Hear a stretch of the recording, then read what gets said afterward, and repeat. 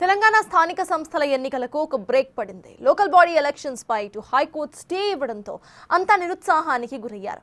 ఉదయం నుంచే పోటీ చేసే అభ్యర్థుల నామినేషన్స్ వేసేందుకు చాలా ఉత్సాహంగా ముందుకు వెళ్ళగా మరికొందరేమో హైకోర్టు నిర్ణయంతో షాక్కి గురయ్యారు. ఇదే అంశంపై నల్గొండ ఎమ్మెల్సీ శంకర్ నాయక్తో మా ప్రతినిధి రమేష్ ఫేస్ టు ఫేస్.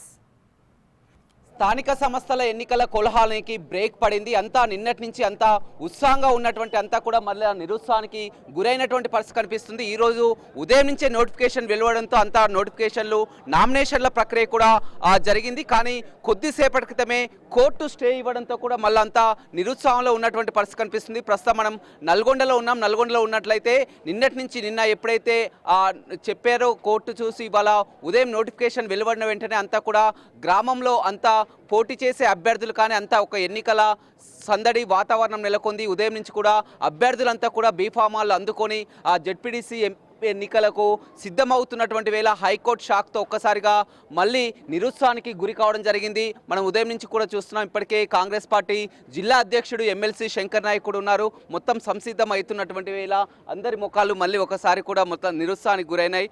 ఏం చెప్తారు? ఈ ప్రభుత్వం ప్రతిష్టాత్మకంగా తీసుకొని 42% బీసీలకు రిజర్వేషన్ ఇస్తే ఇలా కోర్టులో స్టే జరిగింది. నిన్న ఇలా నోటిఫికేషన్ జరిగింది. మేము నామినేషన్లు సిద్ధమైనాం. ఇలా ఇక్కడ మంత్రి గారి క్యాంప్ కార్యాలయంలో అందరం కూర్చొని ఇలా సన్నాహక సమావేశం పెట్టుకొని రేపటి నుంచి నామినేషన్ల ప్రక్రియ స్టార్ట్ చేయబోతూ ఉన్నాం. దానికి ముందుగా ఇవాళ ఈ కోర్టు వల్ల నిరుత్సాహపడ్డం, ఏదైతే అణగారిన వర్గాలకు ఏదైతే 42% రిజర్వేషన్ మా ప్రభుత్వము ముఖ్యమంత్రి రేవంత్ రెడ్డి గారు మా మంత్రివర్గం అంతా చేసిన దాన్ని ఇవాళ ఒక బాధాకరంగా ఉన్నది. ఎందుకంటే ఎప్పుడో రావాల్సిన రాజ్యాంగ హక్కులో ఉన్న ఏదైతే మా రాహుల్ గాంధీ గారు చేసిన నినాదం ఏదైతే ఉన్నదో మేమెంతో మాకంత వాటర్ దాని మీద ఇలా ప్రభుత్వం రేవంత్ రెడ్డి గారు ప్రతిష్టాత్మకంగా తీసుకొని పని చేస్తే ఇలా కోర్టు బ్రేక్ పడ్డది. ఏదేమైనా మరి కోర్టును కూడా గౌరవించాల్సిన అవసరం ఉంది.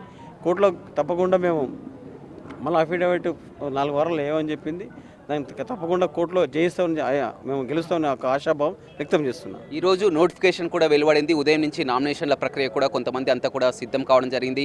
మీరు కూడా పేర్లు ఇచ్చి బీఫామ్లు ఇచ్చేందుకు కూడా సిద్ధమవుతున్నటువంటి వేళ నల్గొండ జిల్లా పరిషత్ చైర్మన్ కూడా చూసినట్లయితే ఎస్టీ లేడీగా డిసైడ్ చేసి కూడా అంతా ఒక గిరిజన బీసీ అంతా కూడా ఉత్సాహంతో ఉన్నటువంటి వేళ ఏం చెప్తారు? అవును, ఇది వాస్తవమే రమేష్ గారు.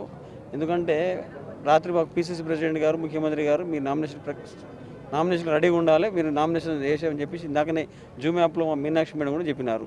మా కొంతమంది మా కార్యకర్తలు కూడా అప్పుడే పోయి నామినేషన్లు వేసినారు. ఇందాక జూమ్ యాప్లో చెప్పి రేపు బీఫామ్ తీసుకొని మీరు బీఫామ్ సబ్మిట్ చేయాల్సి వస్తుంది. కలెక్టర్ గారికి ఏ ఫామ్ బీఫామ్ అన్నారు. జిల్లా అధ్యక్షుడిగా నేను ప్రిపేర్ అయి ఉన్నాను.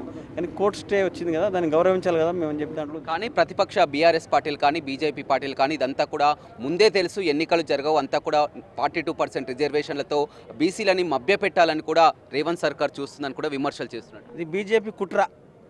మొన్న మీరు చూసిరు కదా, ఈటల రాజేంద్ర గారు ఏం చెప్పారు, సర్పంచ్ ఎన్నికలు వస్తున్నాయని మీరు అనుకోరు, ఎందుకంటే మీరు ఖర్చు పెట్టబాకండి, తప్పకుండా కోర్టు స్టే ఇస్తే అదే తెలుసు అని చెప్పి ఆయన ముందే చెప్పిండు. అంటే ఎందుకు వాళ్ళందరికీ తెలిసింది ఎట్లా బీజేపీ ప్రభుత్వం బ్రేక్ చేస్తుంది తెలుసు వాళ్ళందరికీ. మేము కాంగ్రెస్ ప్రభుత్వం బడుగు బలహీన వర్గాల కోసం పనిచేస్తూ ఉంటే బీజేపీ ప్రభుత్వం ఈ పని చేస్తూ ఉంటుంది తెలుసు, మా అందరికి ముందే ఊహించిందని చెప్పి బీజేపీ నాయకులు అందరూ ముందునే చెప్పినారు. కాబట్టి ఇది బీజేపీ కుట్ర అని చెప్పి తెలియజేస్తున్నా. రైట్, చూడొచ్చు ఎంతోమంది కూడా చాలా వరకు చూడడం జరిగింది. అంతా కూడా మీటింగ్లకు సమాయత్తమవుతున్నటువంటి వేళ, పోటీ చేసేందుకు అభ్యర్థులంతా కూడా సిద్ధమవుతున్నటువంటి వేళ ఎన్నికలు మళ్ళీ కోర్టు స్టే విధించడంతో అంతా కూడా నిరుత్సాహానికి గురైనటువంటి పరిస్థితి అయితే కనిపించిందని చెప్పవచ్చు.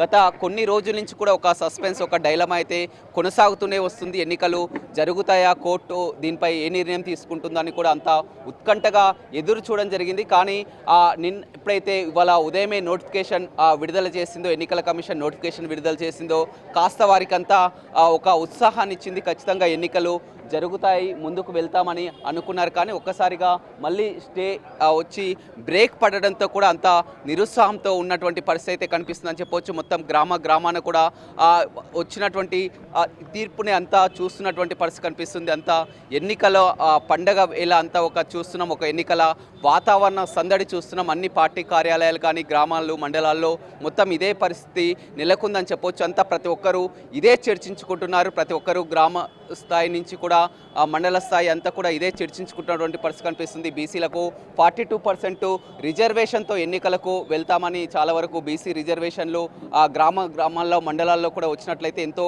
ఆనందపడడం జరిగింది. కానీ కోర్టు స్టే ఇవ్వడంతో కూడా చాలా వరకు నిరుత్సాహపడుతున్నటువంటి పరిస్థితి అయితే నల్గొండలో కనపడుతుంది. రవితో రమేష్, బిగ్ టీవీ,